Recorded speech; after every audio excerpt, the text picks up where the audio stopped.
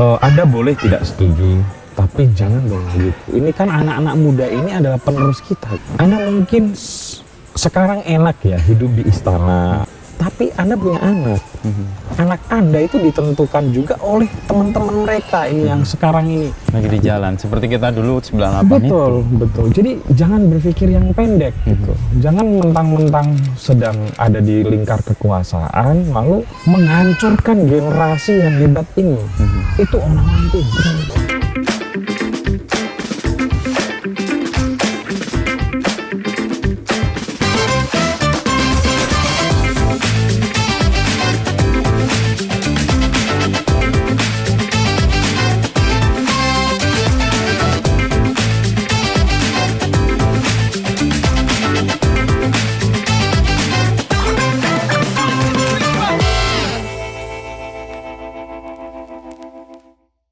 98 punya kenangan apa Mas? Oh kalau 98 panjang sih Mas. Saya kan masuk kuliah itu 95. Lulus SMA 95. Lulus SMA Dari 95, Rembang. masuk kuliah di Filsafat UGM 95. Dan dulu itu sebetulnya saya nggak pengen kuliah Mas Inu, karena saya tuh sejak kecil pengen masuk pondok pesantren. Sejak kecil? Sejak kecil. Oke. Pengen masuk pondok pesantren. Kiai ya? Karena di daerah saya di Rembang itu kan saya ada di satu kecamatan yang relatif tidak ada pondok pesantrennya. Satu-satunya kecamatan yang tidak ada pondok pesantrennya di Rembang. Kecamatannya Mas itu? Kecamatan saya. Padahal Rembang itu gudangnya kiai, gudangnya pondok pesantren. Jadi karena saya sering bermain ke tempat kecamatan yang lain, jadi saya kayaknya pengen ya ke pondok pesantren gitu. Mungkin kayak Mas Inu dulu pengen jadi seminari. Di seminari ya. Mirip-mirip gitulah, aspirasi, imajinasi waktu kecil gitu. Akhirnya nggak kesampaian tuh, SMP minta ke pondok pesantren dulu yang terkenal tuh namanya As-Salam, nggak diperbolehkan. Saya SMA minta ke Gontor, nggak diperbolehkan ya. Baru ketika mau kuliah selesai SMA saya diperbolehkan. Nah, saya memilih waktu itu di Darul Ulum Jombang. Karena di situ ada universitasnya. Jadi, benar. Jadi komprominya sama orang tua saya boleh ke pondok pesantren tapi sekaligus kuliah.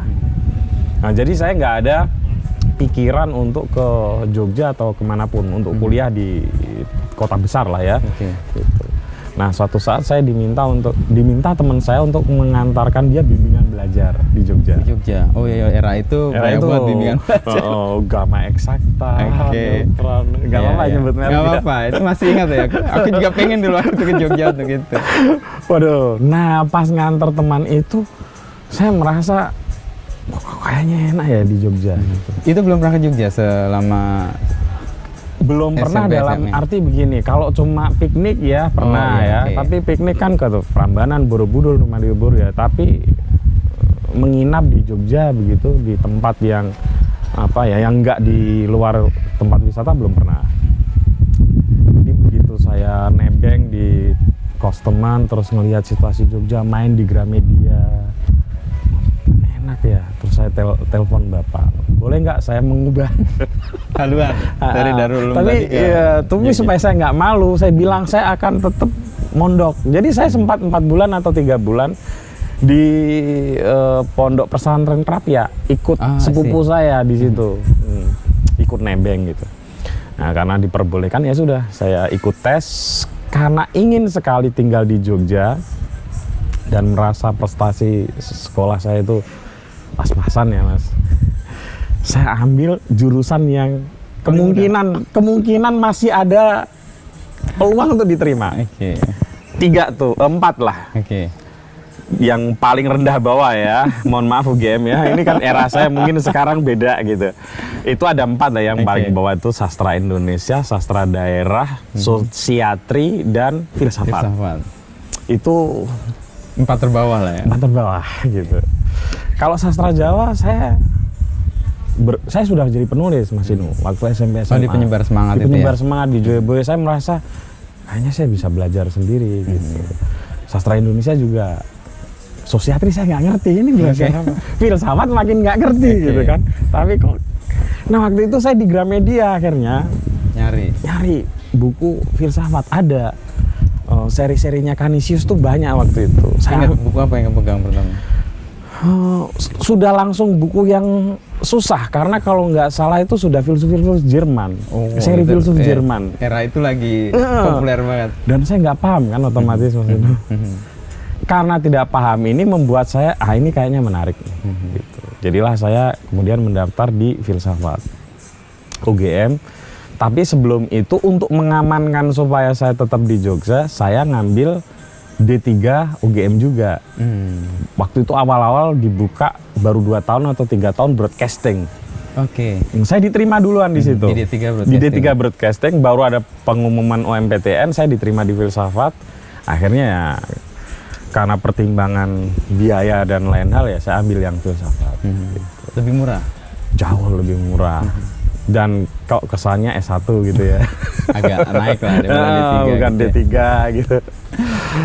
Nah dari situ saya masuk fakultas filsafat. Tetapi begitu masuk fakultas filsafat saya malah bukannya belajar filsafat. Karena saya di ospek itu saja, ospeknya yang ospek sudah aktivis. Jadi saya diminta mengkritik habis Harmoko misalnya. Itu. Dan Harmoko itu dibayangkan pohon. Jadi saya ngomong sama pohon itu. Itu ospek tahun segitu? Tahun segitu. Dan tahun segitu itu ospek yang menurut saya agak gila ya di Fakultas Filsafat. Karena Fakultas Filsafat ini agak berbatasan dulu dengan jalur umum. Kalau sekarang kan enggak. Dulu itu yang namanya persimpangan filsafat itu sudah jalur umum. Nah saya disuruh berdiri di situ bacain sajak-sajaknya Wiji Tukul. Oke. Jadi agak menakutkan. Tapi dari situ saya kemudian ya jadi iklim dan ekosistemnya ada di lingkungan aktivis. Ya. Sehingga saya mulailah ikut kursus-kursus politik. Kursus politik bawah tanah ya. Di era itu Ya, sangat seksi sih buat jadi anak-anak muda itu. Solidaritas Mahasiswa Indonesia untuk Demokrasi gitu ya, SMIT yang waktu itu ketuanya Andi Arief dan sekjennya Nezar Patria gitu. Bikin kursus politik di salah satu pesantren di Bantul, saya ikut. Dan akhirnya ikut demo. Dan sejak itu sudah nyaris tidak pernah kuliah lagi. Jadi 95 masuk, 95 langsung ikut kaderisasi aktivis lah kurang jadi aktivis pupuk bawang. Celakanya setahun kemudian 96 Mas Inu ada Kuda Tuli. Ya. Nah di Kuda Tuli itulah kampus sepi karena banyak aktivis dikejar. Orang tua saya di kampung bahkan diminta menarik untuk sementara anaknya yang kuliah di Jogja. Jadi saya diminta pulang. Diminta pulang untuk bukan ditangkap sih ya, bukan juga diamankan, tapi dipantau sampai segitunya dulu. Karena kekhawatiran orang tua. Orang tua dan institusi di mana orang tua bekerja. Jadi bapak ibu saya guru. Termasuk mungkin itu cara rezim ya mengontrol orang-orang di pemerintahan supaya anak mereka aman-aman saja. Mungkin kayak gitu ya. Jadi saya pulang sekitar 2 atau 3 bulan ya waktu Kuda Tuli itu. Terus balik lagi ke kampus masih sepi. Ya akhirnya mulai ikut dinamika bawah ya. Jualin, nempelin selebaran gitu. Karena waktu itu masih pengawasannya ketat. Dan baru mulai tahun 27 akhir sampai 97 akhir 98 awal baru mulai ada muncul gerakan lagi ya? Iya, mulai gerakan lagi, mulai agak terbuka dan udah masuk di situ keterusan sampai tahun 2000. Iya. Tahu-tahu udah mau di DO. Dan harus menyelesaikan kuliah. Iya. Harus menyelesaikan. Teori saya enggak, saya jadi 95 ke tahun 2000 itu Mas Inu saya baru menyelesaikan sepertiga dari SKS. I see. Selama 5 tahun itu. Jadi itu pun karena ada beberapa dosen yang baik hati. Di filsafat tuh kebetulan ada beberapa dosen yang mau ngasih tugas dengan ditukar dengan bikin tulisan. Nah, itu menguntungkan karena saya bisa menulis. Jadi saya ambil itu gitu. Ya udah begitu tahun 2000 kok situasinya tidak membaik ya. Sejujurnya ya. Jadi saya termasuk orang yang sejak awal sebenarnya merasa agak kecewa juga kok begini ya reformasi ya. Ya udah akhirnya saya memutuskan pensiun jadi aktivis dan saya menekuni dunia penulisan. Dan menyelesaikan kuliahnya di tahun 2000 itu? Ya, saya tahun 2000 lulus tahun 2002. Selama 2 tahun saya genjot. Tapi hampir nggak nutut tuh Mas Inu ya. Saya terakhir itu skripsi tinggal punya waktu 1 bulan. Sampai ujian loh itu. Sampai ujian. Makanya skripsi saya mungkin adalah skripsi paling jelek di UGM. Karena saya hanya mengerjakan 2 minggu. 2 minggu. Karena ngurus administrasinya seminggu, ngurus ketemu dosen penjadwalan ujiannya seminggu. Tapi bisa 2 minggu selesai skripsi itu ajaib loh. Iya, dipas-pasin Mas. 60 halaman kan kalau nggak salah. Minimal ya. Itu halaman terakhir itu sudah nggak tahu lagi. Pasti kan judulnya apa? Saya kebetulan ngambil bidang studi filsafat politik. Jadi saya ngambil filsafat anarkisme. Ya kira-kira gitulah. Jadi menyelesaikan kuliah Mas Putut kan sering nyebut orang berpendidikan atau lulus kuliah itu antara karena eksistensi atau bakti ya, sering nyebut itu juga. Iya. Ini karena bakti ke orang tua harus selesai atau apa? Dan ibu saya almarhumah itu suatu saat waktu datang ke Jogja itu kalau cuman pengen anaknya kuliah ya sering lah ngomongnya. Cuman waktu lewat Jalan Kaliurang itu dia tanya, ini tuh gedung apa? Grasaba Pramana. Apa sih Grasaba Pramana itu? Ini tuh loh Bu, tempat orang untuk wisuda. Ibu pengen masuk sih. Itu pesan yang kuat ya, dengan disampaikan dengan cara yang agak beda. Langsung tetapi kena langsung. Masa sih saya masukin ibu saya ke situ nggak bisa gitu ya. Niatnya itu bukan menyelesaikan skripsi tapi masa sih saya masukin ibu saya ke situ nggak bisa gitu. Nah, akhirnya bisa. Dan termasuk angkatan tertua yang wisuda di situ. Iya. Jadi keasikan dulu kemudian aktivisme ya dengan teman-teman atau kakak-kakak kelas ya. Itu apa yang mendorong Mas Putut? Kalau di filsafat itu sudah memang kayak ini, mahasiswanya kecil. Terus saya itu melihat figur-figur orang-orang yang misalnya saya melihat Bang Nezar Patria itu. Orang yang jarang saya lihat di kampus tapi saya selalu baca berita tentang dia. Dan saya tahu tuh dia datang ke kampus itu pasti lewat perjuangan yang luar biasa karena dia lagi jadi buron. Iya. Gitu.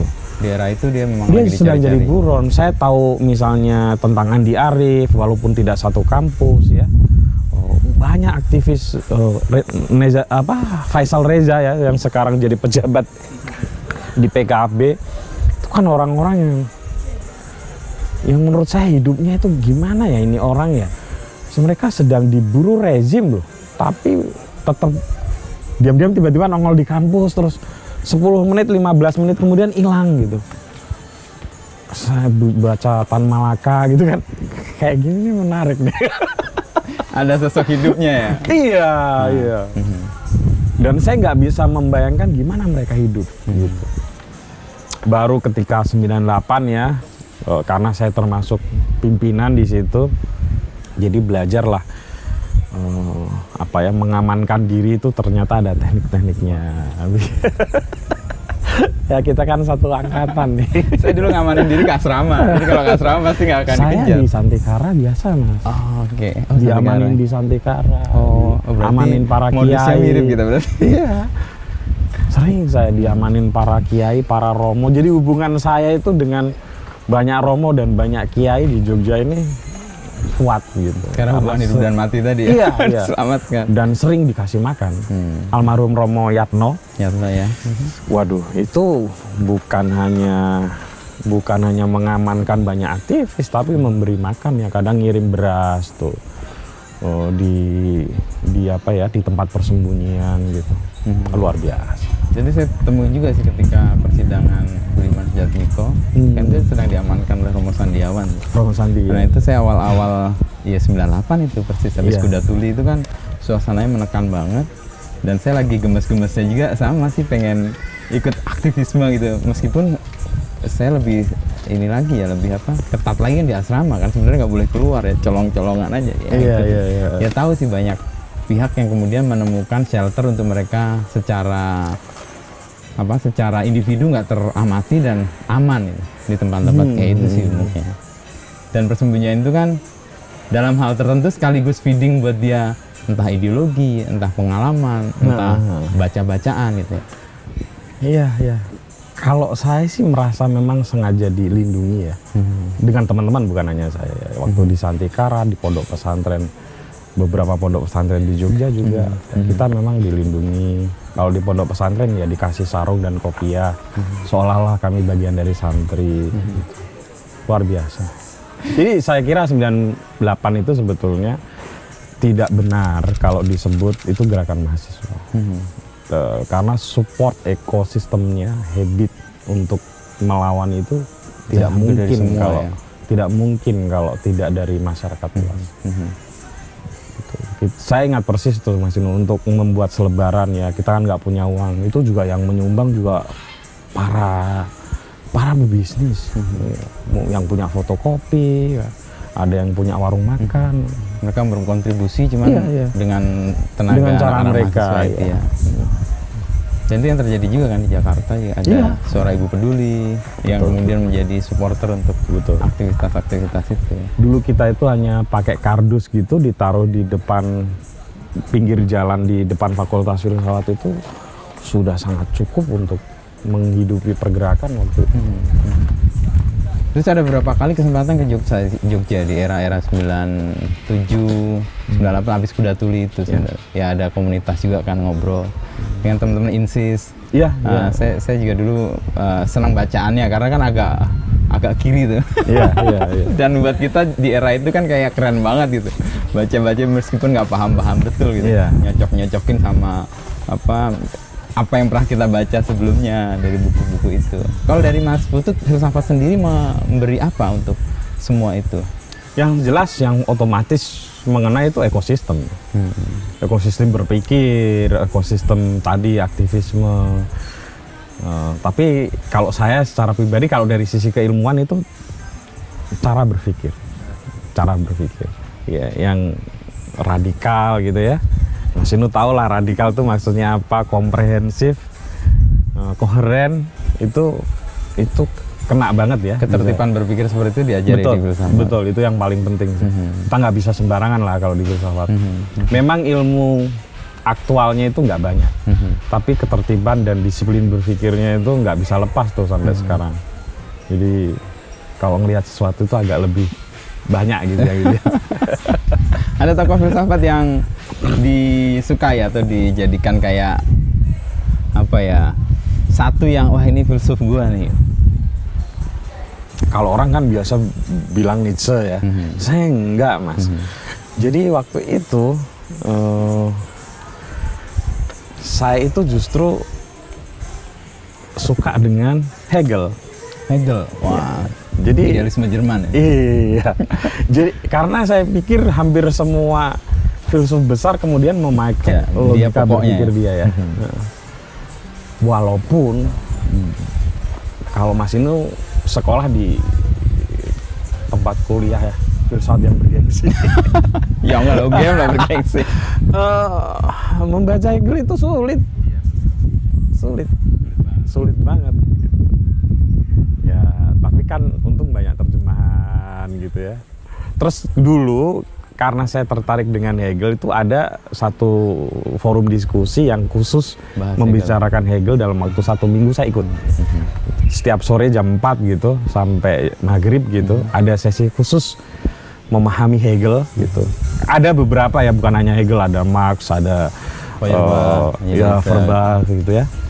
Mas Inu bahkan kalau nggak salah pernah ke Jerman ya? Pernah 2 tahun. 2 tahun. Tapi bukan belajar filsafat, belajar multimedia malah. Saya ikut ya, jadi saya senang dengan Hegel. cara berpikir Cara Jerman berpikir. yang mempengaruhi ya, yang Iya. membuat itu. Dan gerakan kiri kan sebenarnya arahnya atau dialiri oleh semangat Betul. itu juga, mungkin karena Di mazhab itu juga Iya. kan. Setelah saya di INSI saya baru agak tahu tuh. Waktu saya jadi aktivis malah nggak tahu. Jadi dari almarhum Mansur. Jadi setelah tahun 2000 saya ini ternyata nggak bisa jauh-jauh dari politik. Oh gitu. Takdir atau pilihan ini? Nah, jadi kan saya sudah jadi penulis. Jadi penulis ini kan hidupnya mengandalkan dari tulisan. Di INSIS itu dulu ada beasiswa penulisan novel. Oke. Akademi Kebudayaan Yogyakarta. Saya daftar. Nah, saya diterima sekaligus jadi pengurus di situ. Oke. Nah, itu anak lembaganya INSIS. Oke. Dengan begitu saya bergaul lagi dengan aktivis-aktivis yang Politik. jauh lebih tua lagi itu. Kalau dulu di eranya Budiman Sujatmiko, Andi Arief, Masa Nizar segarisan Patria. lah ya, Ya, selevel. 5 tahun di atas saya lah, 5-6 tahun di atas saya. Sekarang bergaul jauh dengan lagi. aktivis di tahun 70-an. Almarhum Mansur Fakih, Pak Rum Topati Masang, Mas Toto Raharjo, Saleh Abdullah itu kan malari Ya, terus 70-80. iya. Jadi nggak jauh-jauh dari situ. Nah dari situ saya tahu tuh karena Pak Mansur Fakih itu memang ini ya pembaca yang hebat ya, terutama pembacaan filsafatnya luar biasa. Pak Don Marut juga. Jadi saya malah justru benar-benar belajar agak mendalam soal filsafat justru lewat mereka. Dan setelah lulus kuliah, Pak? Jadi lihat apa kalau baca bukunya Pak Mansur Fakih itu saya selalu lihat daftar buku yang dibaca. Kalau ada 100 referensi di situ Mas Inu. Ini waktu saya sudah lulus Fakultas Filsafat nih ya. Itu paling yang saya tahu hanya 5. Jadi jauh banget ya pengetahuan Betapa saya dengan luasnya pengetahuan iya. dia ya. Dan Oke. hampir semuanya memang banyak filsuf Jerman ya. Gitu. Atau nggak tahu saya yang bodoh atau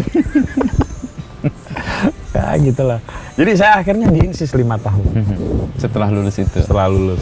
Dan malah dimantapkan di politik dan kepenulisan ya. Di situ saya menjadi peneliti, menjadi fasilitator, dan belajar soal manajemen organisasi dengan lebih baik. Kalau manajemen organisasi di gerakan mahasiswa itu kan nggak ngomong soal sustainability ya, nggak ngomong soal efisiensi. Kita Pokoknya sekarang gerak. sering banget ya. Ngomongin bisnis. Itu saya belajar banyak. Saya lah. kepincut ke penulisan karena apa, Mas? Betul. Karena sebenarnya banyak profesi yang bisa dimasuki juga kan. Justru nggak, karena nggak ada pilihan. Nggak ada pilihan. Tapi memang saya suka menulis karena saya memang sejak kecil suka membaca kan. Tapi sebagai orang kampung ya, bacaan tuh nggak banyak. Nah, aksesnya dari bapak ibu saya yang kebetulan keduanya guru. Nah, saya itu memang agak sakit hati tuh menulis tuh sejarah sakit hati. Karena waktu SD itu ada lomba menulis. Saya sudah merasa bisa menulis dan saya pasti lebih baik dibanding teman-teman saya. Tapi waktu dulu namanya lomba menulis tuh yang dinilai itu dari bagusnya tulisan. Bukan isi tulisan. Bukan isi tulisan, karena dulu nggak pakai mesin ketik. Ah iya Nah, sih. pakai tulisan. Tulisan tangan. Tulisan tangan. Kalau Mas Inu pasti juara. Tulisan tangannya bagus banget. Saya tulisannya jelek Mas. Jadi nggak pernah diloloskan. Tuh ikut lomba. Ketika SMP juga begitu. Nah, ketika SMP itu saya sudah mulai, ya kan awal remaja ya, sudah mulai memberontak. Ini kenapa ya? Saya kok nggak diikutkan. Gitu. Akhirnya pulang dari sekolah, saya ambil mesin ketik bapak ya. Bapak kan ada, bukan mesin ketik dia sebenarnya, tapi mesin ketik sekolahnya yang kebetulan di lagi rumah. kerja di rumah. Saya ngetik, saya kirim ke media massa dan dimuat. Media apa pertama dulu? Penyebar semangat itu. pertama Jadi kali. saya hanya menulis di 2 aja, penyebar semangat dan Joyoboyo. Joyoboyo. Dalam bahasa Jawa. Bahasa Jawa. Cuman ya karena sejak kecil juga baca bahasa Jawa jadi nggak kesulitan. Nah dari situ saya keterusan menulis, berhenti ya ketika jadi aktivis. Nah ketika sudah nggak jadi aktivis, sudah di ujung mau lulus kuliah, saya mikir kalau saya kerja rasanya nggak mungkin. Satu, IP saya rendah. Dulu Mas Inu mungkin ingat ya, kita di tahun-tahun segitu kalau mau kerja itu ada dasar minimal ya. 2,75. Ya. Saya 2,71. Oke. Nyaris tapi nggak nyampe. Nggak bisa. Umur juga terbatas Membatasi, ya. gitu. Jadi saya pengen kerja di Kompas, di Tempo, jadi wartawan. Tapi nggak mungkin rasanya. Ya jadi akhirnya ya udah kembali menekuni apa yang pernah saya lakukan. Akhirnya saya belajar menulis lagi, ya dengan penuh keterbatasan ya. Karena kan waktu itu menulis tidak semudah sekarang. Tingkat kompetisinya tinggi Mas Inu ya. Untuk masuk ke cerpen Kompas misalnya. Meskipun beberapa kali masuk kan. Saya dikenal orang karena masuk itu. Ya. 2008 ya kalau nggak salah. 2009 Desember. 2009, ya, betul. 2009 Desember. Aduh, itu susahnya minta ampun. Jadi harus menghadapi kompetisi yang ketat sehingga diperlukan usaha yang keras untuk menjadi penulis gitu. Sekarang kan enggak ya, makin banyak medianya digital gitu ya, lebih enak lah. Mungkin kan juga. Dulu kurasinya kan cepat banget. Ya dari situ, terus ditambah kemudian di INSI saya dapat ikut berbagai pelatihan, dilibatkan berbagai penelitian, saya jadi belajar metodologi penelitian, banyak sekali yang saya pelajari di situ. Jadilah saya penulis dan peneliti. Nah dari situ saya kemudian menjadi agak yakin hidup saya bisa dari menulis. Kalau awal-awal waktu menulis dengan pendapatan dari honorarium menulis di media massa Mas Inu, saya nggak yakin bisa hidup. Ya intinya bertahan hidup. Tidak malu-maluin orang tua lah. Ya.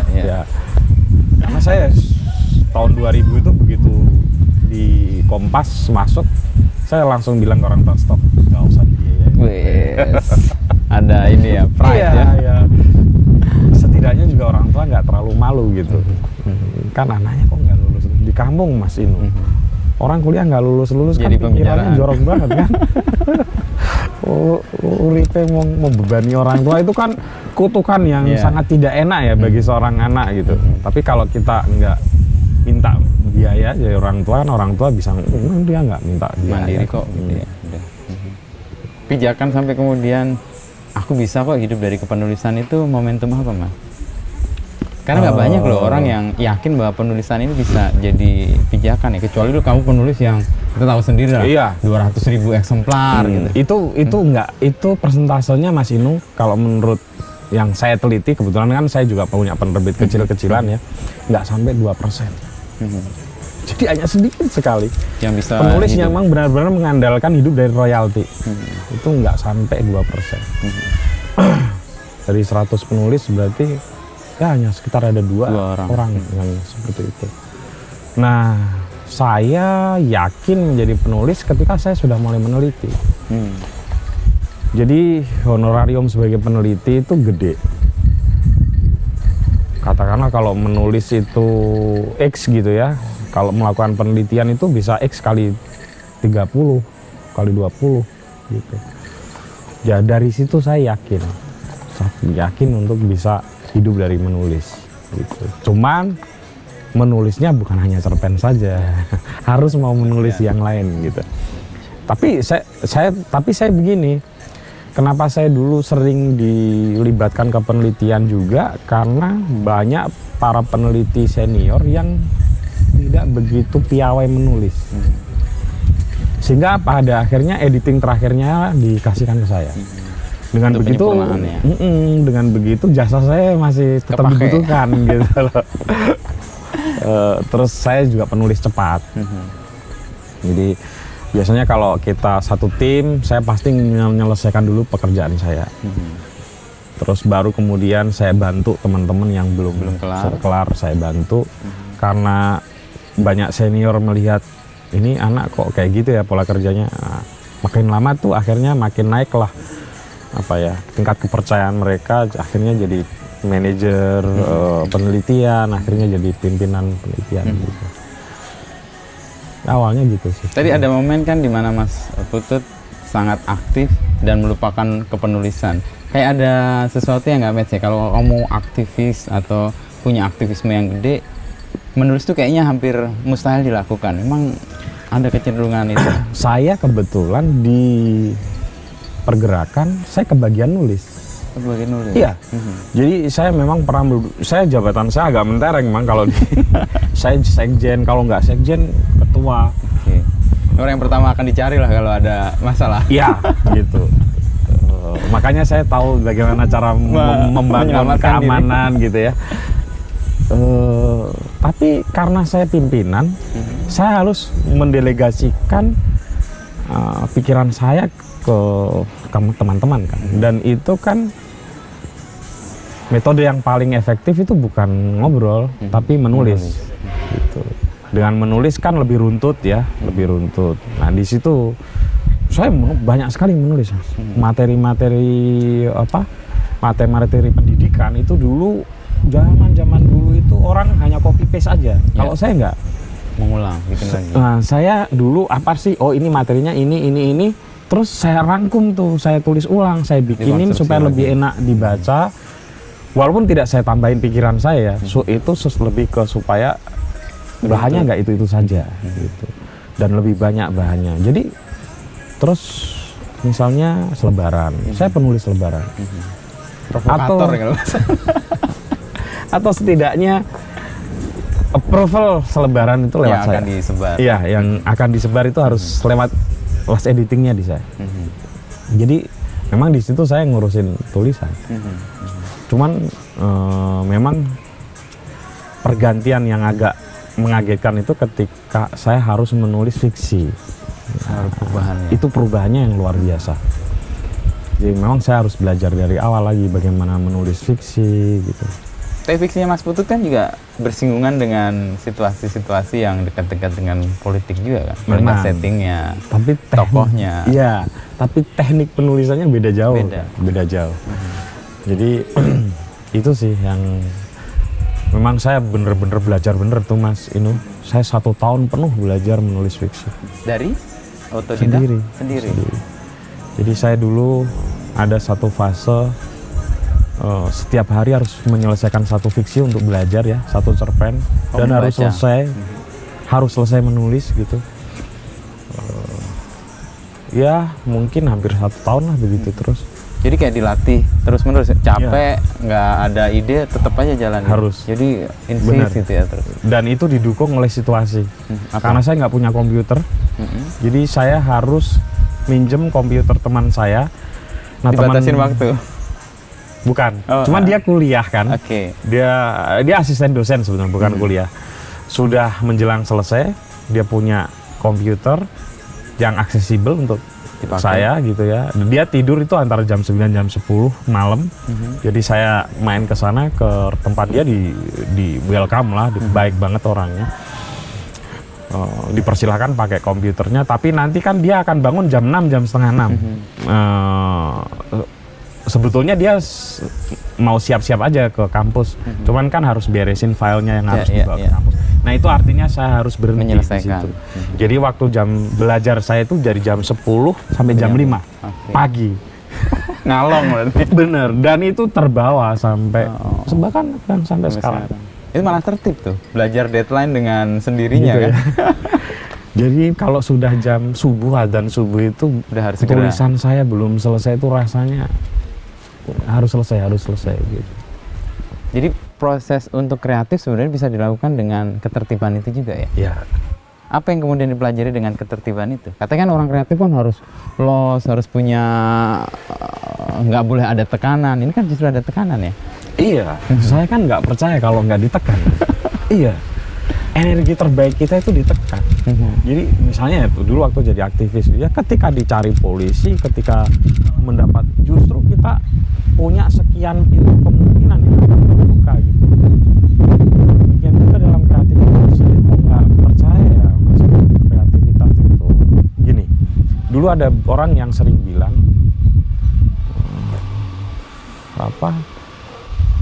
seniman itu nggak disiplin. Dalam konteks ini kalau saya ganti, penulis fiksi itu nggak disiplin. Saya itu keberatan dengan itu, sangat keberatan. Justru mestinya seniman itu disiplin. Karena misalnya ya dalang. Ya. Dalang itu kurang disiplin apa? Oh iya. Kencing aja enggak Mas ini. Iya, Naik panggung ya jam segitu, harus mengawal cerita yang sangat panjang itu kalau tidak punya mekanisme disiplin yang luar biasa, sangat tidak mungkin. Para empu. Saya dulu sempat penelitian ya, pembuat kendang ya, pokoknya alat-alat musik itu disiplinnya luar biasa. Dia sampai tahu presisi kapan pohon nangka atau pohon tertentu tuh harus ditebang dan kapan harus dikeringkan dan kapan saatnya harus digarap. Gitu. Jadi saya sangat tidak sepakat kalau seniman itu tidak disiplin. Saya sangat keberatan. Ini saya buktikan dalam kehidupan saya. Saya termasuk orang yang menempa saya dalam satu disiplin yang cukup baik lah. Makanya dulu kalau waktu jadi tim penelitian itu saya termasuk orang yang agak galak. Saya dikenal tuh. Ya? Atau kalau dulu sempat jadi, kan sering dibantuin oleh misalnya lembaga-lembaga tertentu untuk mengajar menulis ya Mas ini. Betul. Oh saya galak Mas ini. Galak banget. Karena ini jangan sampai kekeliruan berpikir bahwa jadi penulis itu adalah orang yang seenaknya, itu jangan sampai diteruskan. Atau mungkin bayangan orang disiplin mungkin kayak disiplin tentara itu kali ya.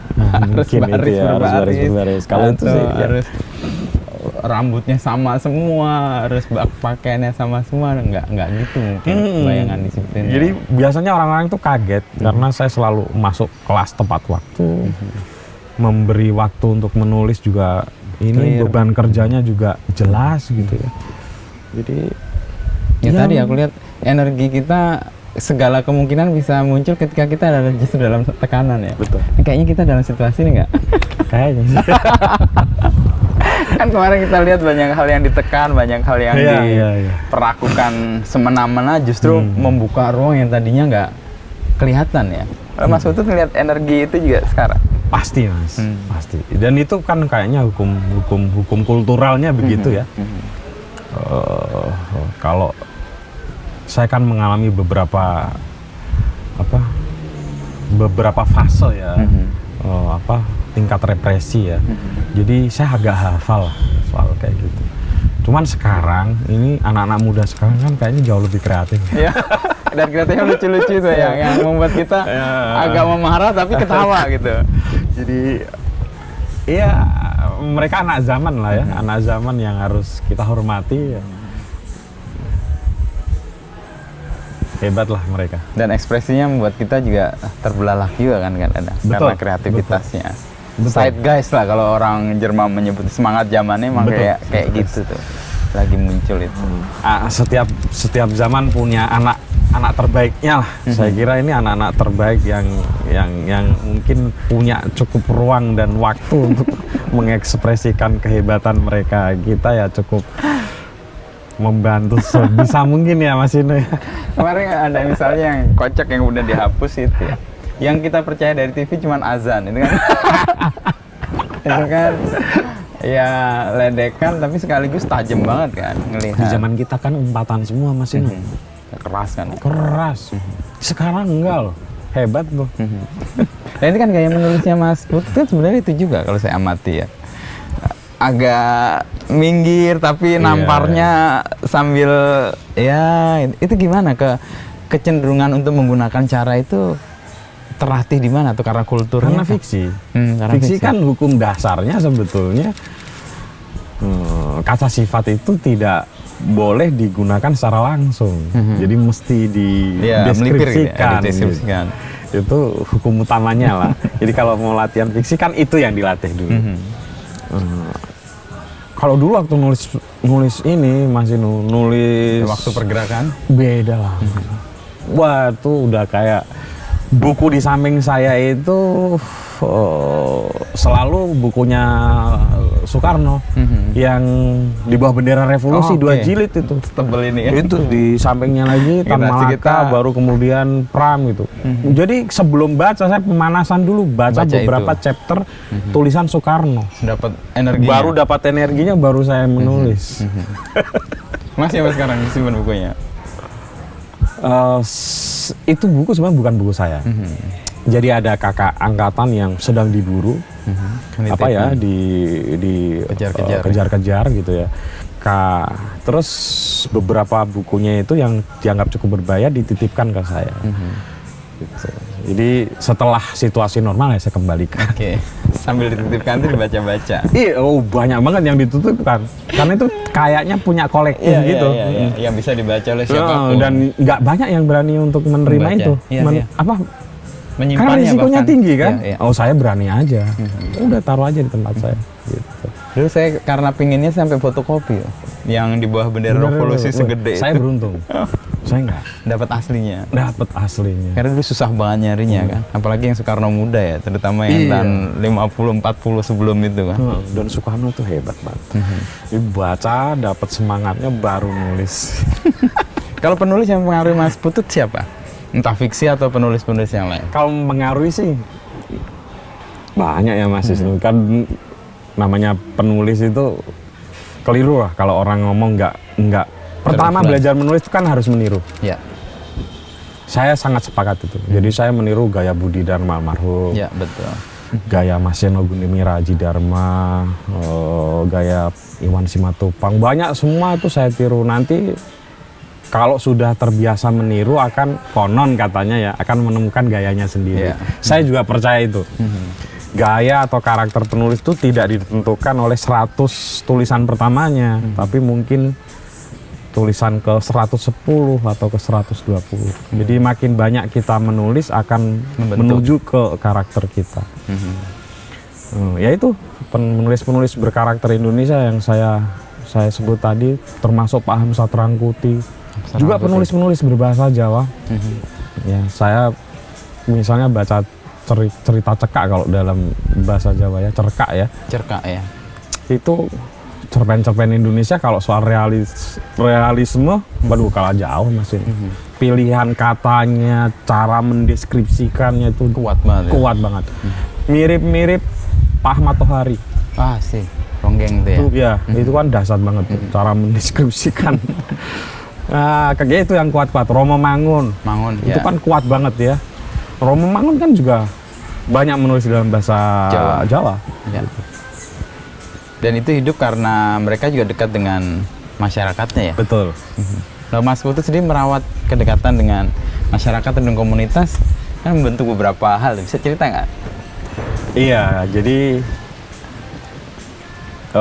saya itu gini Mas Inung. Pertama ini ya, saya itu merasa berutang budi dengan Jogja. Asik. Sangat Berutang berutang budi budi dengan dengan Jogja. Saya mendapatkan banyak hal dari Jogja. Dulu saya mendapatkan apa ya, bukan hanya tadi itu iklim dan ekosistem yang baik untuk menjadi seorang penulis atau aktivis, tapi saya juga mendapatkan tontonan-tontonan terbaik, mendapatkan diskusi-diskusi terbaik di Jogja. Dan entah kenapa saya selalu berpikir bahwa apa yang dilakukan oleh banyak orang baik di Jogja, sebaiknya juga ada yang meneruskan. Dan di Jogja syukurnya itu terjaga. Oke. Jadi misalnya kayak Mas Muhyiddin M. Dahlan ya, punya komunitas sendiri, nanti siapa lagi punya dan saya merasa saya juga mestinya melakukan hal yang sama. Nah, ketika saya merasa cukup belajar di INSIS dan jam terbang saya bolehlah dibilang cukup gitu ya. Saya mulai memberi tempat pada anak-anak muda untuk kalau mau belajar dan mencari uang, mari belajar sama-sama. Nah, itu embrionya, kemudian itu tadi itu muncul ada buku Mojo, ada Mojo itu dari situ Mas Inu. Jadi lebih karena memberi kembali setelah mendapatkan, kayak moral obligation gitu. Betul. Di tempat lain kan juga gitu. Mas Erik Sukamti punya, tentu di disiplin ilmu masing-masing ya. Kalau saya karena saya basisnya kepenulisan dan literasi ya di situ. Jadi teman-teman bisa ikut awalnya jadi asisten saya gitu ya. Nyantri gitu ya. Terus nanti bisa saya delegasikan beberapa tugas gitu. Mereka bisa dapat uang sekaligus bisa belajar.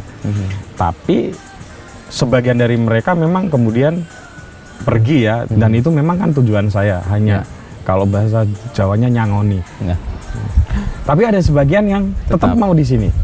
Nah, yang tetap mau di sini inilah yang kemudian mereka bikin buku mojo, bikin mojo store, bikin mojo termasuk gitu.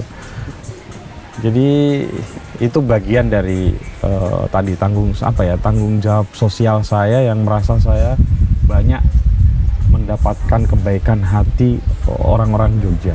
Harus dikembalikan lagi karena sekarang sudah saatnya ya. Betul. Nah, terus saya punya ritual tuh, Mas Inu, dalam 1 bulan dalam 1 tahun itu saya menghibahkan energi saya untuk keliling ke tempat-tempat literasi di iya, sering saya lihat Mas Putut dulu sebelum ini melakukan. Antara 1 sampai 2 bulan tuh. Ya sebagai cara saya untuk membayar utang juga. Karena dunia literasi ini Mas Inu tidak dibangun oleh 1-2 orang.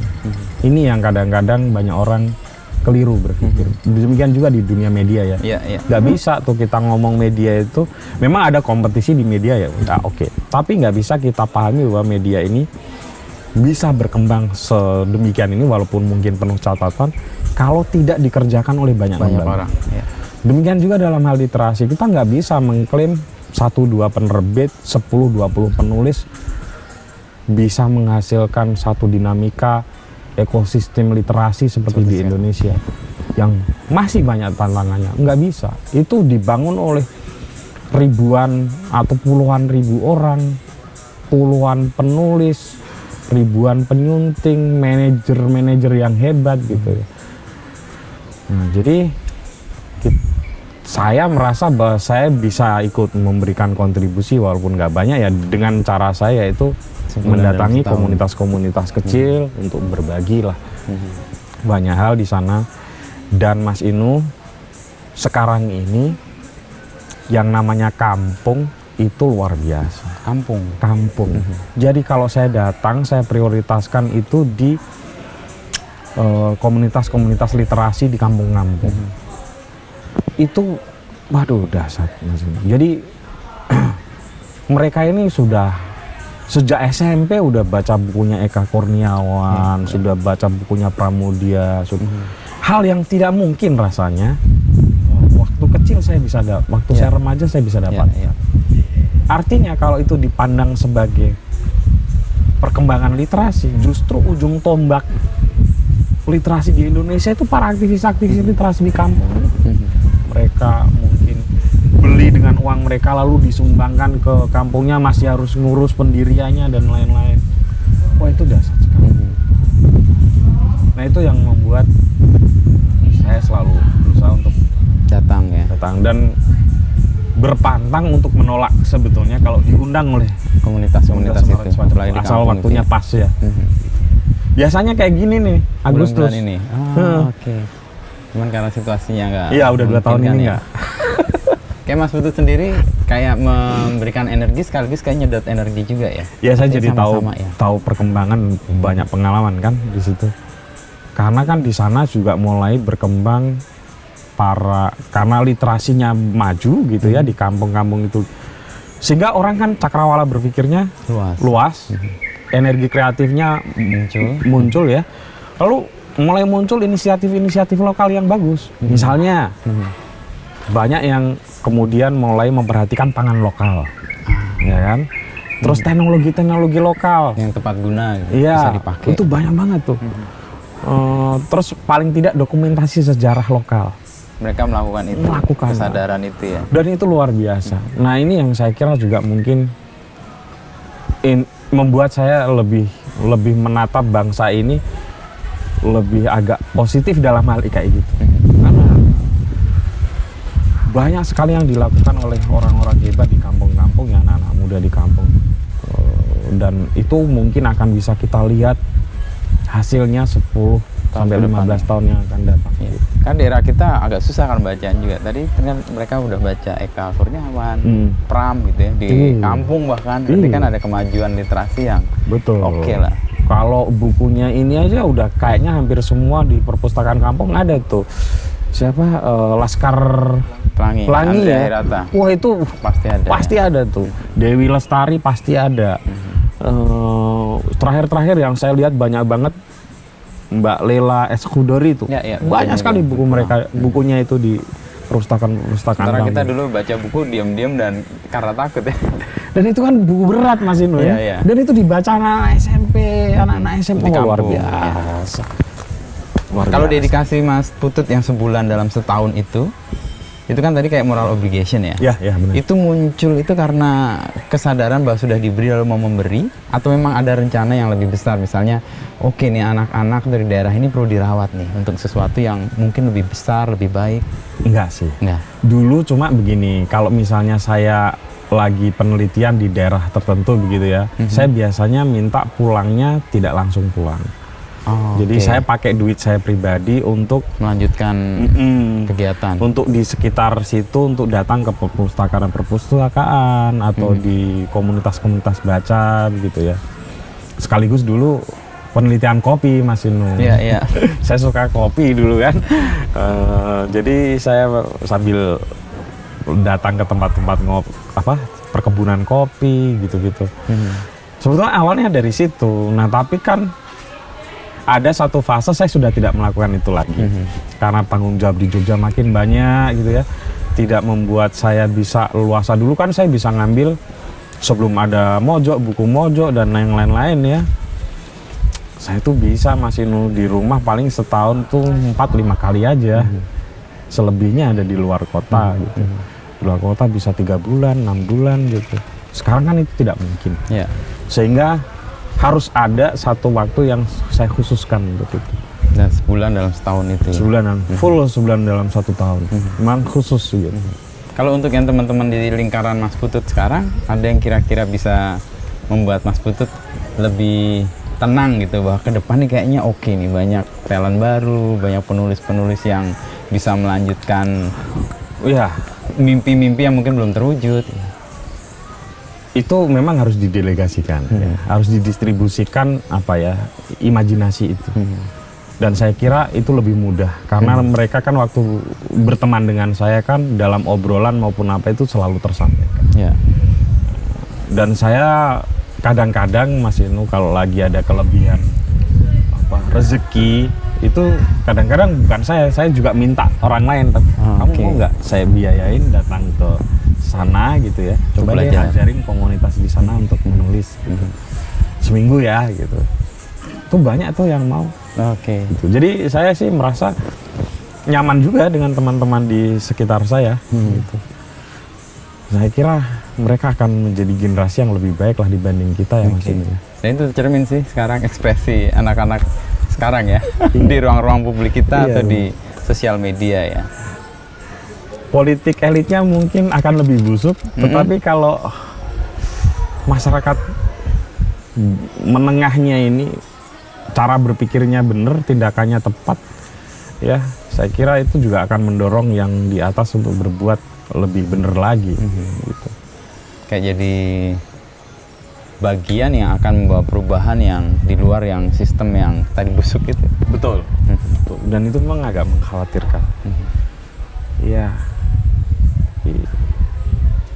Misalnya ini yang kelewatan tuh Mas Inu. Ini mungkin saya yang berani mengeluarkan tesis ini ya, karena saya sering keliling. Teman-teman yang pada memprotes kerusakan lingkungan di luar daerah yang kita bisa jangkau, itu adalah teman-teman yang bergerak di literasi, yang ada di kampung itu. Jadi ini luar biasa mereka itu. Jadi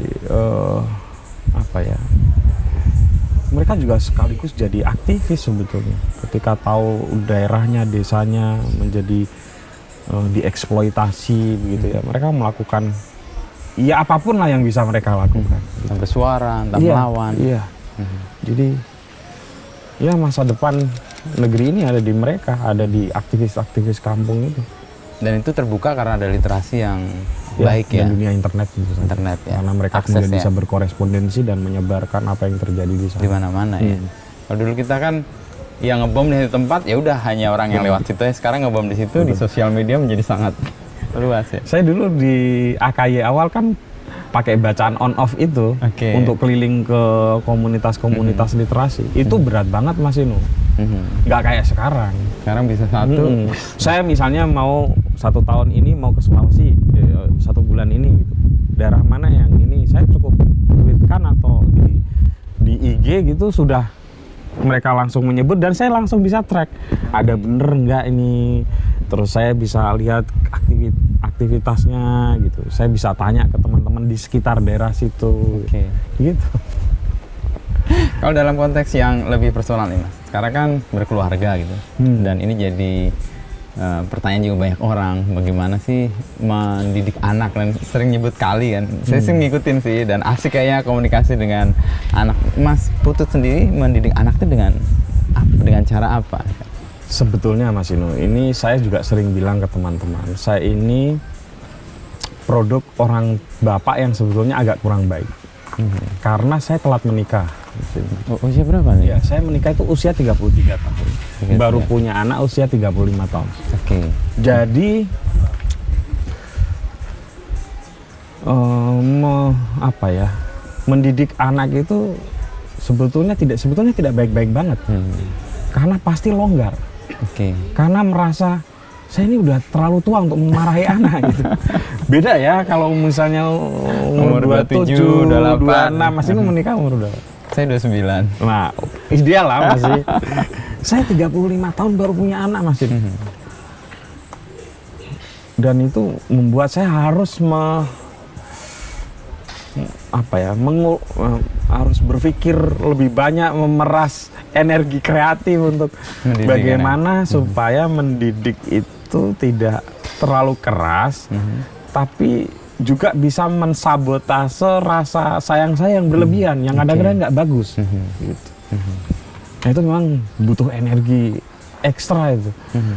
Nah, cuma ya saya juga beruntung karena istri saya itu ini kalau nggak karena perempuan saya kira nggak mungkin maksudnya. Ada yin and yang-nya ya. Iya. Ini hebatnya perempuan. Iya, makanya kita menikahi perempuan. Jadi begitu laki-lakinya itu kendor, terlalu kan nggak bisa kayak gitu juga. Ada yang Harus keras. ada yang harus ada yang membangunkan jam 5 pagi untuk bersiap sekolah gitu. Saya Mas nggak bisa. Saya disuruh bangunin anak saya, malah saya tidur bareng. Kan nggak tega Mas. Aduh, pulas tidurnya masa dibangunin sih, kayak nggak ada waktu aja gitu. Ya itu kan nggak bagus ya.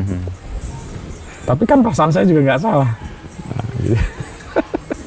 Jadi perannya dibantu istri ya untuk melakukan peran-peran orang tua itu. Dan saya pakai mekanisme filsafat tuh, meltikatechne ya. Wah iya. Jadi kalau ilmu kebidanan, moteke teknik. Ya. Jadi gimana anak menemukan sendiri jawabannya lewat obrolan. Sih. Nah, gitu. Ya jadi di filsafat ada gunanya lah itu. Jadi Sokrates ya kalau nggak salah ya. Iya, moteke teknik itu Sokrates. Sokrates itu kan untuk membuat orang menemukan sendiri kebenarannya dengan cara berdialog ya. Nah itu yang saya pakai teknik itu. Meskipun itu beresiko loh. Sokrates akhirnya diminta minum racun karena teknik itu membahayakan kekuasaan ternyata. Waduh, itu berat Mas Inu. Ya itu resiko. Resiko banget. 2 malam lalu kali anak saya tanya, apakah Bapak minum bir? Saya kan harus jujur. Yang ada di diri saya kan saya jujur ya, nggak boleh membohongi. Tapi saya berpikir kalau saya jujur, dia mengajukan pertanyaan apa lagi ya? Ya, tapi akhirnya yang menang adalah kejujuran. Maksudnya cerita? Ya saya cerita. Apa itu? Ya bir? Bapak pernah minum bir. Untungnya dia nggak tanya, masih nggak? Ya sesekali kan saya masih minum bir ya. Kalau lagi ada kondangan atau apa gitu kan. Tapi bir kan nggak baik buat kesehatan dan haram ya kalau dalam agama kami. Iya nak, berarti Bapak melakukan tindak keharaman. Iya.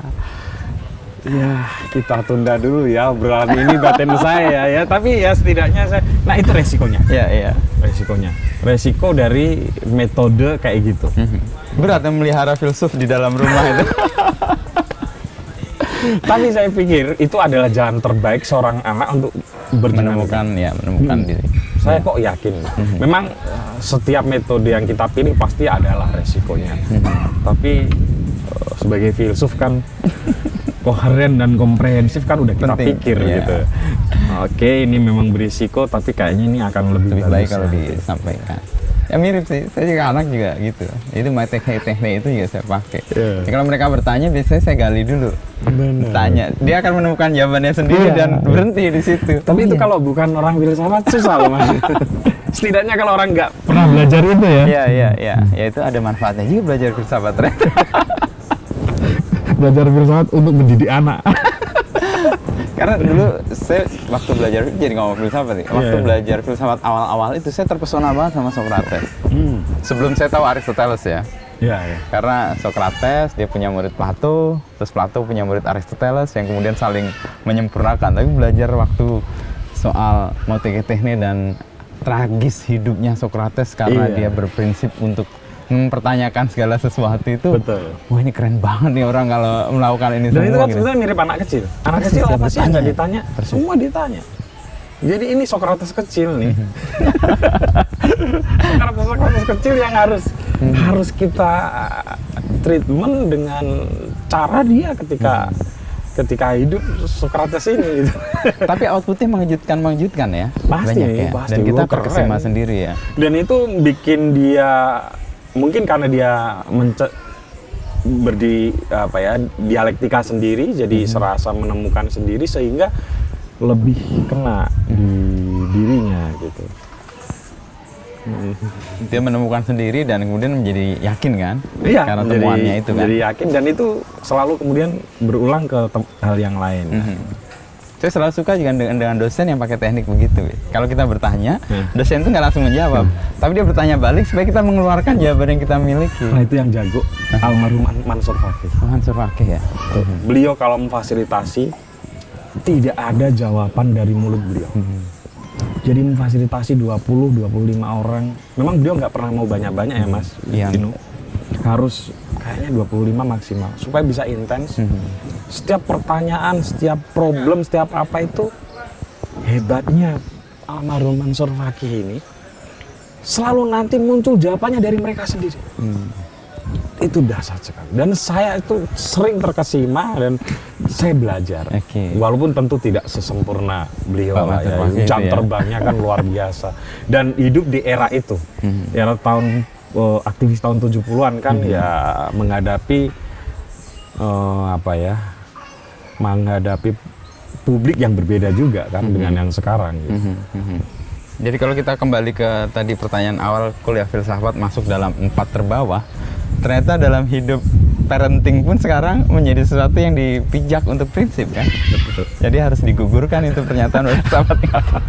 Itu karena ini sih orang yang mendaftar nggak banyak Nggak kan banyak, ya. tingkat kompetisinya aja. Nah, rendah ya. Iya, tapi nggak tahu sekarang kayaknya naik terus. Iya, filsafat kayak sesuatu yang diminati juga ya. Betul, itu pertama kali saya lihat tren itu ada pada waktu Dian Sastro ADC. Ah, dia ngambil filsafat di UI. Itu ikut bangga juga sih kita yang kuliah filsafat. Iya. Yang tadinya nggak dipedulikan, ini kuliah mau jadi apa sih gitu. Terus mungkin Rocky Gerung ya. Rocky Terlepas Gerung, kita ya. setuju nggak setuju pendapat beliau, tapi selalu ada pernyataan dari beliau bahwa beliau belajar yang lulus itu dari filsafat. Dan engagementnya kan gede ya. Iya, iya. Dan sekarang pertanyaan-pertanyaan yang muncul kalau kita kembali ke realitas harian yang di tembok-tembok itu kan pertanyaan-pertanyaan filosofis semua. Sarkasmenya juga. Iya, maksudnya filosofis dan bahkan punya cara untuk mengelak ketika ditekan gitu ya. Bener. Misalnya yang Tuhan saya lapar itu. Ini yang menghapus Tuhan atau siapa? Orang Tuhan yang dimintai tolong aja nggak protes gitu kan. Tapi itu pejabat. Tapi realita yang kita hadapi dengan situasi yang dulu Mas 98 itu, Mas Putut melihat ada kesamaan nggak? Atau ya mungkin beda banget atau apa? Kalau dari sisi politik Mas Inu, yang saya khawatirkan adalah kita akan kembali ke Orde Lama, Orde Baru. Orde Baru. Beberapa parameter saya lihat memang cenderung Mengarah ke situ. Mengarah ke situ. Tetapi saya tadi itu agak optimistis, tapi publik yang dihadapi oleh pemerintah sekarang yang sedang apapun ya, apakah mereka hadapi atau mereka sedang pimpin gitu, itu kan beda. Situasinya berbeda, sehingga semoga hal-hal seperti itu tidak terjadi lah. Gitu. Ya kalau mau jujur begitu kan, misalnya represi kan mulai tingkat represinya naik gitu ya. Pemberantasan korupsi trennya juga mulai turun gitu ya. Ya, indikator-indikator yang agak mengkhawatirkan. Betul. Sebenarnya. Karena kita hanya punya sedikit indikator sebetulnya. Misalnya kayak tadi itu soal distribusi kewenangan daerah, itu kan termasuk yang kita berjuangin dulu ya. Di otonomi itu ya. Sekarang mungkin ya akan diseret makin banyak ke pusat. Gitu. Tapi ya itu realitas politik yang kita hadapi. Ya, semoga ini nggak berlarut-larut seperti ini lah. Nah, untuk generasi kita gitu punya peran apa kira-kira ya Mas? Kalau saya lihat kan kemarin pas Omnibus Law lalu KPK diperlemah itu kan, saya lihat sih Mas Putut juga aktif juga ya dengan Kejayaan Memanggil. Itu kan juga cara untuk mendorong perubahan ini menjadi seperti yang kita mimpikan dulu kan. Sebetulnya Mas Inu, kalau saya boleh mengaku, saya itu bahkan tidak kenal siapa orang di Kejayaan Memanggil. Kalau yang di Kejayaan Memanggil 1 itu teman-teman Mojo, buku Mojo itu yang mereka meminta supaya ikut turun ke jalan. Ya saya sebagai pimpinan ya kan nggak bisa menolak. Tapi kalau yang kedua itu karena saya harus membela mereka. Karena isunya adalah anak-anak muda yang sedang berdemonstrasi itu dianggap sebagai Taliban. Jadi isunya digoreng, digeser menjadi gerakan Islam kanan dalam makna yang negatif. Itu saya nggak terima. Karena memang nggak begitu kan? Saya kan ada pernah ikut yang Kejayaan 1. Maksudnya ada hadir di situ. Nggak ada yang kayak gitu. Mereka itu justru orang yang sangat pluralis ya. Semua diakomodasi. Bahkan teman-teman dari kaum gay dan lesbian gitu ya diakomodasi. Kaum pinggiran. Gimana ya kok bisa? Itu saya agak nggak terima tuh. Yang Kejayaan Memanggil 2 yang digiring oleh para gitu buzzer ya, bahwa itu adalah skenario untuk Taliban gitu. Aduh, saya yang marah tuh di Kejayaan kedua, sehingga saya full power untuk ikut gitu ya. Ya kadang-kadang karena mantan aktivis yang kayak gitu kadang agak sensitif ya. Anda boleh tidak setuju, tapi jangan dong gitu. Ini kan anak-anak muda ini adalah penerus kita gitu. Ya. Anda mungkin sekarang enak ya hidup di istana atau di sekitar istana atau di lembaga-lembaga lain yang nyaman. Tapi Anda punya anak. Anak Anda itu ditentukan juga oleh teman-teman mereka ini yang sekarang ini lagi di jalan seperti kita dulu 98 betul. Jadi jangan berpikir yang pendek gitu. Jangan mentang-mentang sedang ada di lingkar kekuasaan lalu menghancurkan generasi yang hebat ini. Itu orang itu. Saya itu tahu ya. Duduk dan mendengarkan orasi mereka. Kagum ya. Luar biasa itu, mereka bisa ngomong hal yang saya nggak tahu dengan perspektif yang baru. Saya juga oh gitu ya cara berpikir. Waduh itu. Nah orang-orang seperti ini ya, anak-anak muda hebat ini jangan sampai dihancurkan dengan cap-cap yang kurang ajar kayak gitu. Nah itu saya marah betul. Itu bukan kayak cara-cara represif yang sebenarnya berulang kan? Dulu Orde Baru dengan komunis, lalu ada OKB. Betul. Nah, sekarang makanya saya bilang ini kok ada kecenderungan kayak gitu, labelisasi gitu. Wah ini nggak bener. Dan parahnya sekarang diperkuat adanya buzzer dan segala hal yang mengiring itu. Iya. Saya turun karena buzzer-buzzer bilang itu gerakan Taliban itu. Anak-anak muda itu. Oh, saya nggak terima lah. Itu menyakiti hati banyak orang, dan nggak gitu caranya untuk mengapresiasi anak muda kayak gini, nggak gitu. Itu kan langsung mematikan dan membuat mereka di labeling sesuatu yang orang kemudian antipati. Betul. Kalau berhasil ya. Kalau untungnya enggak. Berbalik. Kalau berhasil itu bahaya sekali. Dan satu generasi di Indonesia bisa lenyap. Karena mereka orang-orang produktif. Ya. Mungkin 5-6 tahun lagi mereka akan ada di posisi-posisi penting, di posisi-posisi entry level lah ya, di berbagai lembaga, entah itu perusahaan, entah itu institusi negara, dan mungkin 10-15 tahun lagi ada di kelas menengah di lembaga-lembaga itu yang menjanjikan untuk Indonesia lebih baik lagi. Dan ketidakberhasilan labeling itu nyata sih di counter opininya sih. Ketika mereka hadir tidak berhasil ya. Dan semua klaim atau semua tuduhan bahwa mereka kanan dan Taliban itu tidak didapati di mereka. Isu yang disampaikan adalah isu-isu yang melawan itu semua kan? Untungnya tidak berhasil, Mas. Coba bayangkan kalau itu berhasil. Ya, itu sih yang saya sangat sedih dan marah ya. Masih kontak dengan teman-teman 98?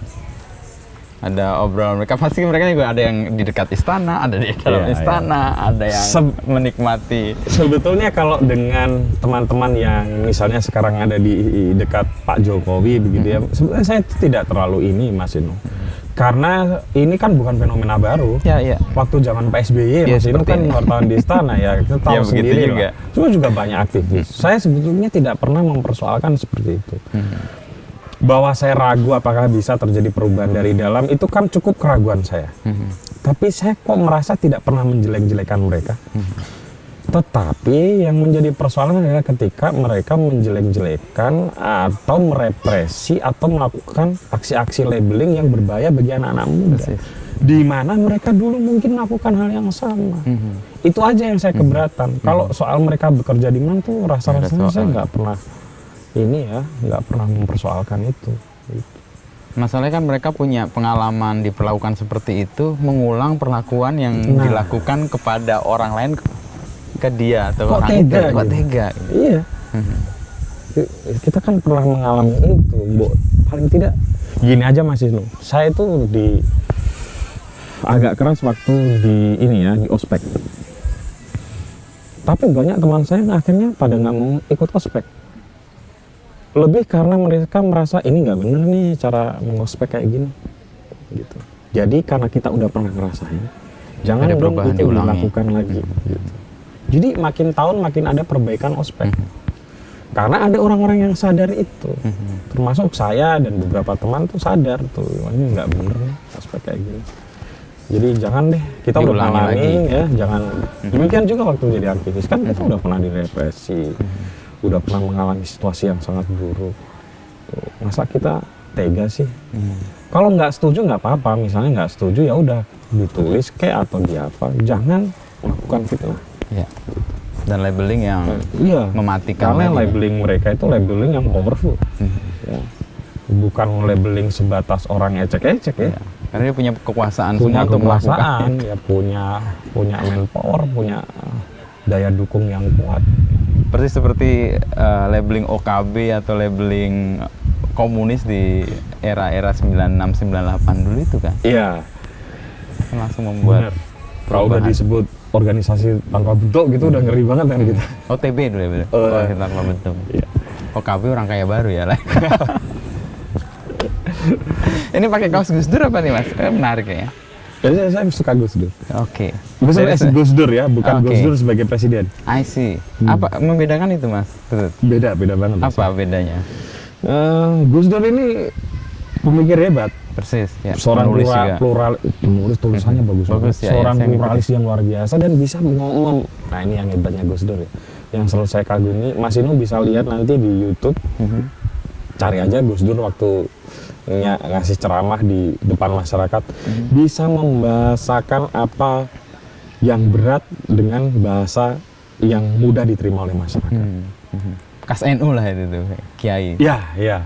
Tapi bedanya kan Gus Dur kosmopolit, kuliah di luar Kairo, negeri ya. Dan menjadi bagian elit penting di era berakhirnya Orde Baru gitu. Ya. Saya sangat mengagumi pemikiran beliau dan cara beliau berkomunikasi. Tapi kalau sebagai presiden itu lain. Mas Inu. Saya kira beda karena itu kan sudah konstelasi yang berbeda sama sekali. Jadi waktu Gus Dur jadi presiden itu saya nyaris ya tidak pernah mengikuti lagi ya, karena itu ada di posisi yang itu tadi. Mungkin pertimbangan-pertimbangan eksekusi politiknya itu memang kadang-kadang di luar yang kita pahami. Dan kita juga tidak harus memahami gitu. Tidak harus berusaha memahami juga. Jadi Gus Dur bagi saya ya beliau seorang intelektual publik yang punya rekam jejak bagus sekali dalam proses demokratisasi di Indonesia, dan nilai-nilai beliau syukur juga banyak yang mengakui dan meneruskan gitu. Dan karena universal juga langgeng ya nilai-nilai. Benar. Jadi makanya kalau saya lihat ya bagaimana Gus Dur dibicarakan itu kan sekarang ini untungnya sudah mulai lebih banyak ke pikiran beliau. Bukan beliau sebagai presiden. Beyond itu sebenarnya kan dirinya lebih luas dan lebih besar dari kepresidenan yang cuman beberapa tahun itu. 2 tahun nggak nyampe kan? 2 tahun nggak nyampe. Ya begitulah Gus Dur. Nah untuk itu Mas Putut merawatnya atau melanggengkannya dengan apa? Saya sering kayak itu bernostalgia dengan ceramah-ceramah Gus Dur. Kalau saya ke daerah tuh saya seneng ngikutin siaran radio daerah yang kiai-kiai lokal lagi ceramah itu. Saya pernah satu perjalanan sengaja saya nggak nyetel apa-apa, ngikutin radio daerah dari Jogja mau ke Trenggalek. Sore-sore gitu, macam-macam kiai kan. Dan betul saya menemukan, anjir kiai ini keren banget gitu. Bahasa saya Jawa kan ngerti-ngerti juga kan. Dia pakai bahasa Indonesia campur Jawa, menjelaskan sebuah pokok soal gitu dan buat gitu ya. Itu asik gitu. Dan kayak menjadi mudah bagi masyarakat untuk memahami sesuatu yang mungkin buat kita rumit. Dan itu Gus Dur ini kan itu tadi. Dia itu jago strategi loh Mas Inu. Karena tidak mudah berhadapan-hadapan dengan Orde Baru ya. Dalam posisi beliau yang sangat-sangat strategis waktu itu nggak mudah. Jadi banyak lah yang saya belajar dari beliau. Pokoknya yang selain di fase beliau jadi presiden. Karena pembedaan itu penting juga ya, karena ada kalau sesuatu saya yang nggak terkendali, nggak under kendali Gus Dur semua ketika dia jadi presiden. Dan kita juga nggak ngerti keputusan itu gitu. Itu muncul karena apa? Dan ya sudah, karena kita nggak ngerti, ya nggak usah perlu memahami itu. Terakhir nih Mas Putut, dalam upaya kita sekarang mau merawat energi yang 98, yang sekarang kok kayak muncul lagi gitu ya. Mas Putut sendiri merasa nggak generasi ini punya energi yang gede juga, dan ada keyakinan nggak bahwa ini akan membawa sesuatu yang baik ke depan? Saya yakin, saya yakin. Walaupun tantangannya juga lebih besar, Mas. Terutama tantangan ekologi misalnya. Sama tantangan pemberantasan korupsi. Ini pemberantasan korupsi ini nggak main-main, Mas. Persis. Saya juga sampai sebel Pak. Ngeri. Karena jelas itu secara iklim akan membuat orang makin pede untuk melakukan tindakan koruptif gitu. Sama kerusakan ekologi. Itu saya concern sekali. Di luar yang bisa kita pantau sebagai masyarakat sipil gitu ya, di daerah-daerah yang mungkin tidak terjangkau oleh media dengan mudah begitu, itu nyata dan itu mengkhawatirkan banget. Dan generasi ini kan kayaknya juga ada concern yang serius ya soal lingkungannya. Nah hebatnya itu mereka itu punya kesadaran ekologi yang kuat gitu. Nah itulah makanya saya cuma tadi itu tantangan itu nggak mudah ya. Mungkin ada di satu pulau X yang dari pulau di Maluku gitu masih butuh 3 atau 4 jam lagi perjalanan lewat laut kan. Itu susah sekali diakses gitu. Nggak usah jauh-jauh lah, yang Sangihe itu Mas. Persoalan kita kan sebagai jurnalis mungkin ya, kita kan belum dulu lah kayak mempersoalkan itu. Tapi mengaksesnya itu aja kan nggak mudah. Ya. Gitu. Dan ada concern bersama sih dari anak-anak muda sekarang soal lingkungan itu nyata sih. Kalau kita ikut konferensi di luar gitu ya, internasional, isu lingkungan memang sekarang sangat jadi perhatian ya. Karena emang dampaknya nyata banget sih buat kita. Ya, COVID semua dimulai dari isu lingkungan. Apalagi sekarang perubahan iklim juga serius banget terjadi. Di Eropa tiba-tiba kebakaran hutan di mana-mana. Ngeri banget. Banjir dan sebagainya. Ya, problem kita ke depan sebagai peradaban manusia itu kan tantangan terbesarnya ekologi sama ya itu tadi virus. Yang sebenarnya virus itu juga konon ya, yaitu implikasi dari bagian ekologi ya. Persoalan lingkungan kita. Cek balik ke filsafat nih Mas. Gimana Mas? Kalau sekarang kan posisi filsafat kan mulai agak didengar, agak orang dicari setelah tadi ke Mbak Dian tadi yang punya peran untuk mendudukan filsafat di tempat yang agak mentereng lah. Iya. Kalau ke depan kira-kira jurusan ini masih menjanjikan nggak ya? Nah, ini gini nih, saya sudah mulai berpikir-pikir gini Mas. Ada kan banyak pekerjaan sebetulnya yang secara teknis itu kalau kita belajar itu sebenarnya butuh waktu 6 bulan. Polisi saja pendidikannya kalau yang tidak untuk perwira kan cuma 6 bulan, Mas Ino ya. Wartawan sebetulnya juga dulu Mas Ino pendidikan berapa? 3 bulan kan. Ya. Artinya sebetulnya Fakultas Filsafat ini udah tinggal kasih bekal teknik apa ya? Kecakapan itu yang langsung. Keterampilan tertentu gitu. Karena modalnya udah ada.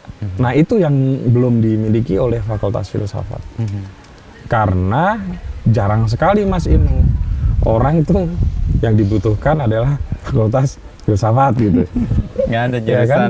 nggak ada pekerjaan yang mensyaratkan itu. Betul. Nah, sehingga sebetulnya kalau mau dibikin itu kan lebih sederhana. Karena sebetulnya untuk materi-materi kecakapan khusus tadi yang seperti Anda bilang itu sebenarnya 3-6 bulan bisa dilakukan. Wartawan itu juga semua dari jurusan yang nggak ada, dari jurnalistik angkatan saya malah nggak ada. Iya. Tapi harus dikumpulin 3 bulan dan ternyata saya yakin juga sih kecakapan teknik atau kecakapan yang spesifik itu memang dilatihkan secara intens di waktu yang nggak terlalu panjang. Sementara kuliah itu sesuatu yang harusnya lebih luas, lebih membuka wawasan, menghadirkan Sokrates baru tadi. Nah, itu. Di kampus-kampus. Iya. Karena kelemahan literasi kita salah satunya kan orang malas berpikir ya. Benar. Malas mempertanyakan sesuatu. Karena akan ada derajat antara membaca sebagai satu kenikmatan dan membaca sebagai satu olah pikir. Ya. Nah, membaca sebagai satu olah pikir ini memang kayaknya harus agak ditingkatin gitu. Dan olah pikir filsafat kayaknya punya peran di situ ya. Iya dong. Kemampuan orang untuk menggugat itu kan olah pikir. Benar nggak yang saya percaya? Benar mempertanyakan gitu ya. Mempertanyakan ulang gitu ya. Melihat dari perspektif yang lain gitu. Itu menarik sih. Kalau kecakapan Mas Putut melihat dari perspektif yang lain, itu dilatih di mana? Seringkali kan di filsafat juga. Kita kan dulu di kuliah di filsafat sering gini Mas Inung.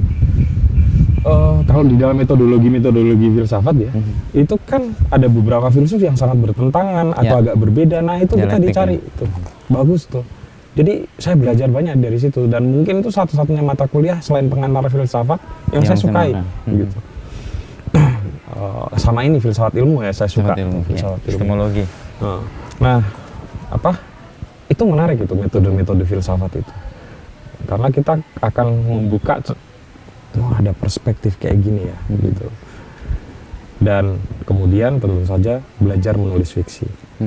Karena belajar menulis fiksi itu adalah belajar menjadi menubuh dalam satu karakter yang belum tentu kita setuju. Dengan begitu kita harus mencari nalar untuk memberi kok bisa ada orang seperti itu. Jadi itu yang agak berat ya. Saya baca bukunya Mas Putut yang cinta tak pernah tepat waktu. Itu juga asik gitu kan, memberikan karakter-karakternya. Iya. itu bagian dari pelajaran untuk menubuhkan Bener. sesuatu yang kita tidak sepakat dengan orang itu, tapi kita beri argumentasi. Betul. Begitu. Karena jarang ya satu novel itu hanya ada 2 atau 3 karakter ya.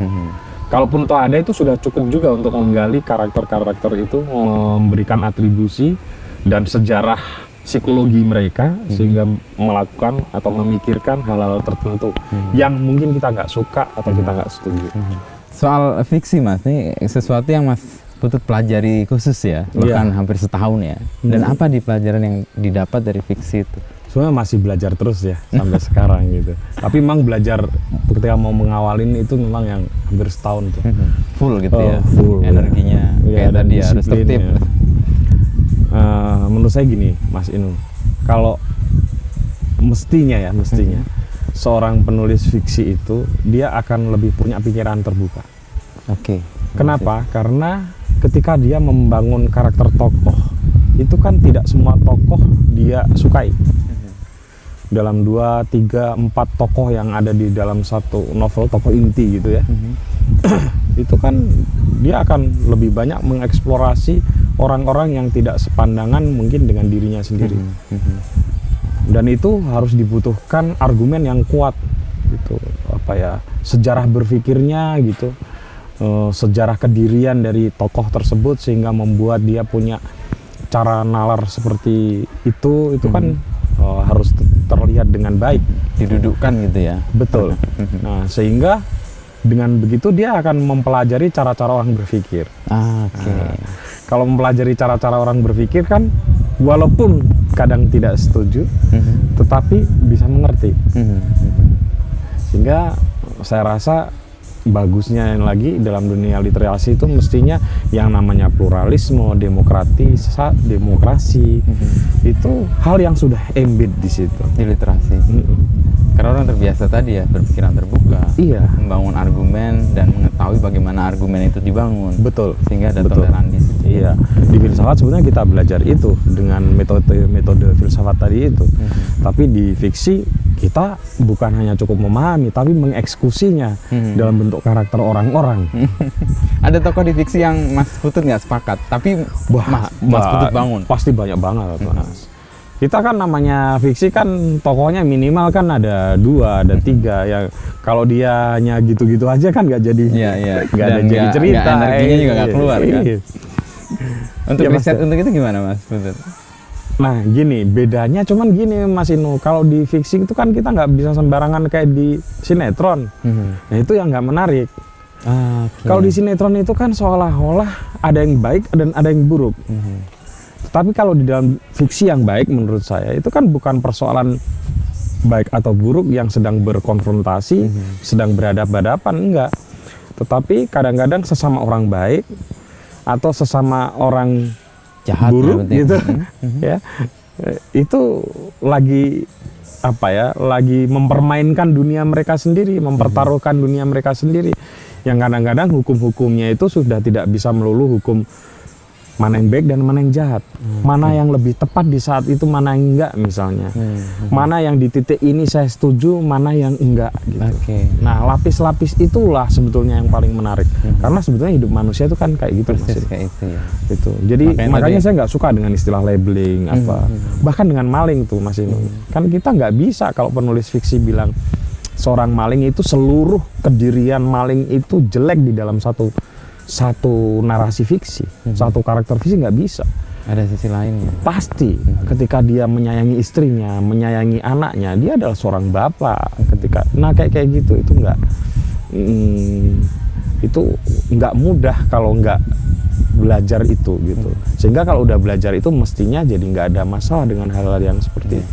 Dan deal dengan pikiran orang nggak judgmental juga ya, nggak menghakimi bahwa dia begini. Saya baru membaca ulang ini sih bukunya Romo Sindu yang Anak Bajang. Wah itu keren itu banget. Kan persis tuh nggak ada baik buruk, bahkan di setengah kejahatan pun ternyata ada nilai-nilai yang sedang diperjuangkan. Apalagi secara wayang. kesatria. Betul, wayang. Apalagi wayang itu pelajaran nilai-nilainya itu lapis-lapisnya itu gila. Iya. Oh itu luar biasa. Dan bisa kita kagum dengan orang yang mungkin dijudge sebagai penjahat, tapi di dalamnya itu layernya ketika dia mempertaruhkan negerinya di tengah judgement bahwa negerinya jahat itu kesatria sekali. Dan saya kebetulan dari dulu suka tokoh-tokoh wayang Mas Inu yang memang agak Negatif atau jahat atau buruk? agak ada di tengah-tengah nih. di Orang nggak tengah-tengah. bisa nganggap nih apa gitu. Misalnya Asik. Kumbokarno, Asik, Kumbokarno. Bambang Sumantri gitu ya. Adipati Karno. Adipati Wah, Karno. itu kan waduh, kalau saya waktu SD itu nonton Karno tanding itu ya. Ketika dia berhadapan dengan Arjuna sebagai saudara, wah itu nangis. Dan itu di apa? Kitab agama Hindu itu menarik sekali tuh yang tebal apa ya, Bhagavad Gita. Bhagavad Gita. Waduh, itu baca itu Sedang luar biasa. menjalankan dharma ya. Nah, benar. Sebagai kesatria di negeri yang durjana itu misalnya. Itu kitab agama yang sering saya baca tuh. Karena value hidupnya Dan kaya banget. itulah hidup. Gitu. Kita nggak bisa penggal hidup orang itu dengan penggalan-penggalan atau fragmen-fragmen tertentu gitu. Kita harus memahami secara lebih menyeluruh lagi. Ya itu komprehensif. Dan Biksi punya peran di situ ya, memberikan ruang untuk orang berpikiran terbuka, melihat bahwa ada layer-layer. Saya setuju banget. Di balik semua kontroversi dari apa yang beliau katakan itu selalu mengajak kita untuk berpikir lebih dalam lagi. Oke, Mas Putut. Thank you nih kita ngomong Saya dari makasih nggak banget pentingnya filsafat karena ada di posisi paling bawah. Ternyata dalam hidup menjadi pijakan untuk mendidik kali sehingga menjadi Sokrates di rumah. Hati-hati loh. Iya, ada konsekuensi yang harus Ada ditanggung. konsekuensi yang harus ditanggung karena resikonya besar itu.